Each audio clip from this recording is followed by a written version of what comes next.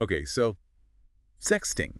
It's like kind of everywhere these days, right? Yeah, definitely. But how much is it really like changing the dating game? Well, we dove into some research for this deep dive. Ooh, a dating coach, Andy, a sociologist. Exactly. So we'll get both sides of the story. Like, Yeah. how is sexting really reshaping intimacy in the digital age? It's interesting because, everyone just kind of assumes we all know what sexting is. Yeah, true. Bleh. But do we? I mean, is it just about the racy pics? Well, the dating coach we're looking at defines it a bit more broadly. Okay, so more than that. Yeah, it's like the whole spectrum, suggestive texts, photos, videos, basically anything that creates that virtual spark. Okay, so it's more about the intent than just specific content. Yes. Right?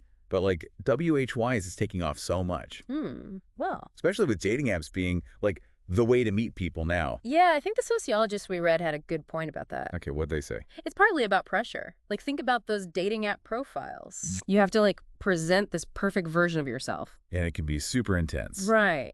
So sexting lets you kind of test the waters first. Ooh, I like that. Test the water. Explore desires, set boundaries, all in a space that feels, less risky. For sure. It's like digital foreplay, right? Yeah, Building anticipation before you even meet up. exactly. And the dating coach actually argues this is changing the whole pace of dating. Oh, totally. Forget those weeks of, like, awkward coffee dates. Please. Things can move so much faster digitally. Oh my gosh. It's Yeah. almost like relationships are on fast forward. Yeah, that's a great way to put it. But, the sociologist warns about some potential downsides to this whole speed run thing. Okay, downsides like what? It can lead to a more transactional view of relationships. Meaning? Well, like, instead of sexting being a genuine expression of attraction, Uh-huh. it becomes more like a proof of interest. Like, I'm setting this, therefore I must be into you. Right. It becomes less about building that emotional connection and more about checking boxes. That's so interesting. I never thought of it that way. It's like we're bypassing all the vulnerable, messy parts of getting to know someone Yeah. and jumping right into like the physical stuff. Yeah. Is that part of what's fueling this whole hookup culture everyone's talking about?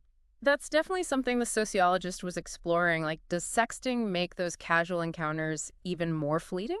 I can see that. But the dating coach actually suggested that sexting can foster closeness, Wait, really? even in hookups. Even in hookups? Yeah, because it lets people share fantasies and desires they might be too shy to, say out loud. Okay, that makes sense. It creates this level of intimacy you might not get from just small talk. So even in those casual situations, it can build a connection. Right. And both experts agreed that, like, the key here is consent and communication. Oh, 100%. Without those, it's a recipe for trouble. So how do we make sure sexting stays, like, fun and safe?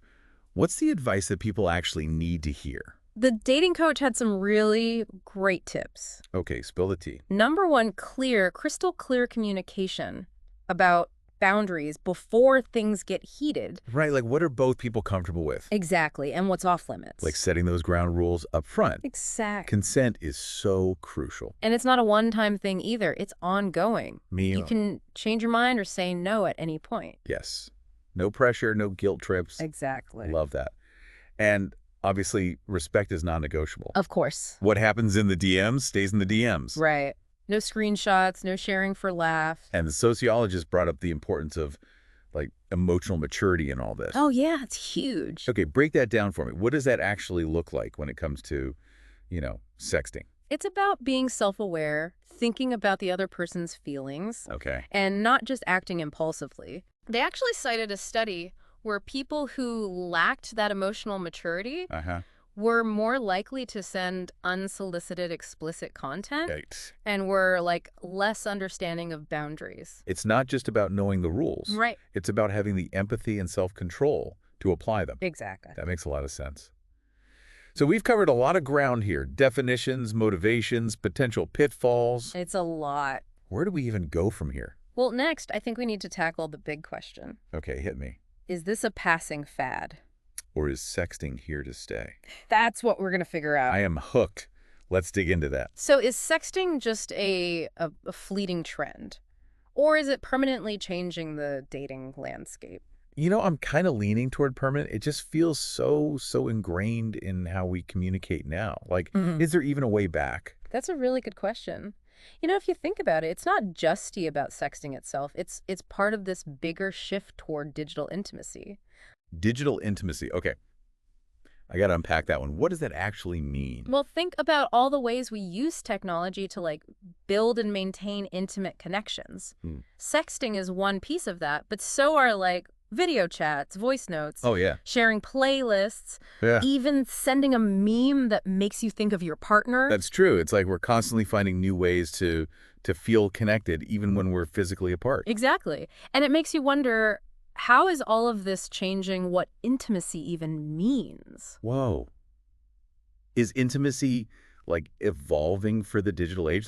Maybe it's not just about physical closeness anymore, but about finding those emotional connections through technology. I think the dating coach and the sociologist would both agree there's no single answer there. Yeah, it's complicated. It is, but what matters is that we're having these conversations and being intentional about how we use tech to build relationships. For sure. But let's zoom back in on sexting for a sec. We've talked about the good, but what are some downsides we should be aware of? Yeah, got to keep it real. Right.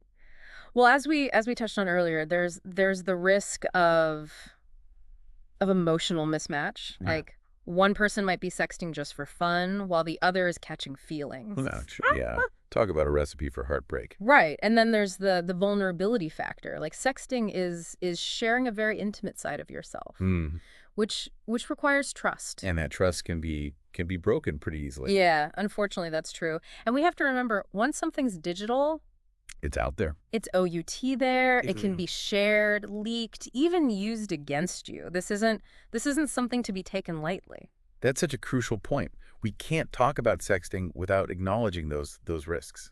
Absolutely. And it's why consent is so critical. Yes. Everyone involved needs to understand the potential consequences and be making truly informed choices. Okay, so practical tips time. What can people actually do to make sure they're sexting safely and responsibly? First and foremost, never, ever feel pressured to do anything you're not comfortable with. Full stop. Full stop. Your body, your boundaries, your choice. No means no, always. Always and forever. And if you're ever unsure, err on the side of caution. Yeah. Better safe than sorry. So think before you send.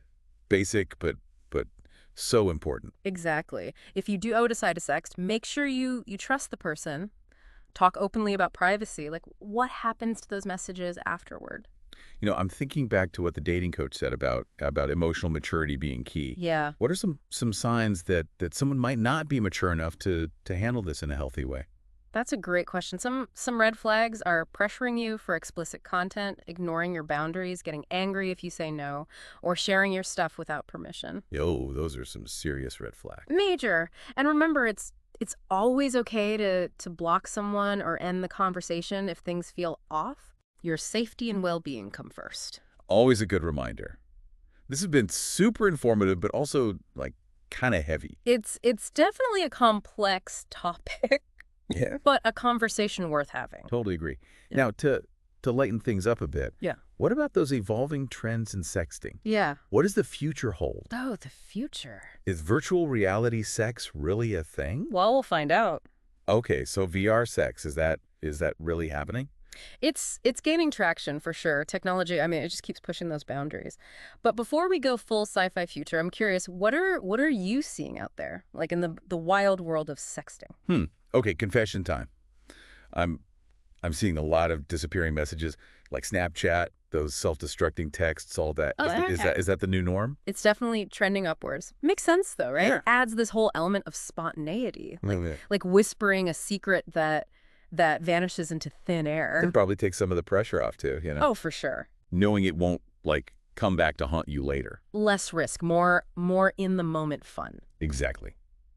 But if you thought disappearing messages were wild, hold on to your hats because we're also seeing a rise in virtual and augmented reality for intimate experiences. Okay, I knew you were going to say that. VR sex, for real. It's becoming more and more common. Like with VR headsets, you can share virtual spaces and have experiences that feel unbelievably real. Whoa. This is next level intimacy. So we're not just like sending messages anymore. We're basically like teleporting into each other's worlds. In a way, yeah. And it makes you wonder, are we blurring the lines between physical and digital intimacy altogether? It's definitely making those lines a lot less clear. After everything we've talked about from the psychology to the tech trends, I think it all circles back to one big question. Okay, what's that? Is sexting just a fad, Yeah. or is it fundamentally changing how we connect and experience intimacy? That is the million-dollar question. Yeah. I don't think it's a fad. I think it's really woven into the fabric of how we relate in the digital age. And even as tech keeps evolving, those core human desires for connection, intimacy, pleasure, those aren't going anywhere. Yeah. It's like we're constantly finding new ways to express those desires in the digital realm. Exactly. And as we've learned, the key to navigating this new landscape of digital intimacy is communication, consent, and respect, always. Couldn't have said it better myself.